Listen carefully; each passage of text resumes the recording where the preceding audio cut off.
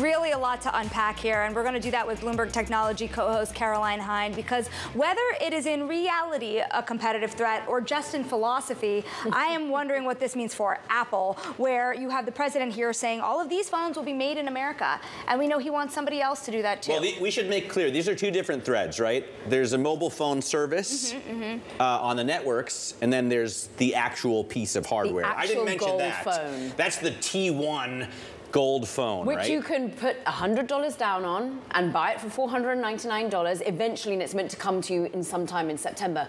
Who is making or manufacturing these phones? We don't know, because thus far we don't have really any phone manufacturing here in the United States. There is like one or two offerings that cost usually thousands of dollars because, well, the cost of doing business here is high. But clearly they want to put a stake in the ground to say you can manufacture here in the US, you should, and you can get it in a gold T1 version.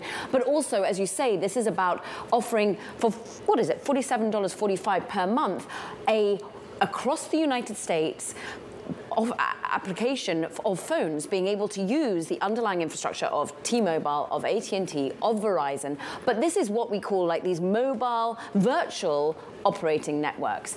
These are huge. You see them everywhere. You talk about Mint-Mat a lot, but we've got basically hundreds of these virtual operators already here in the United States. Google Fi, for example, you can use as well. But it's becoming ever more lucrative because there are ever more budget-conscious customers coming to them saying, I want something other than the slightly more pricey offerings out there thus far, and I want to be able to use perhaps slightly less data. I don't mind if I max out and then something gets slowed down. So you're getting many more offerings, and this is, well, the Trump organization trying to coin in on his name. Is it too early to ask what role Starlink might play? Because the two of them kind of made up just in time for this announcement. We don't see Starlink on the list of the press release. A lot of these AT&T, Verizon have relationships with satellite offerings, whether it's Starlink or whether it's a competitor. And at the moment, if you have an Apple phone, for example, you can, when you lose reception, you can hold it up and send a message no matter what. I'm sure that they'll dig into some of the details. Thus far, there aren't many details. Well, and most importantly, with an Apple phone, it'll be a blue message, right? God forbid you get a green bubble in your phone, and that's what this T1 is going to have. It's going to be Android. It's going to be phasing out that blue versus green, Matt. I know that this is something that personally riles you, and I think they're going to be pulling back on that.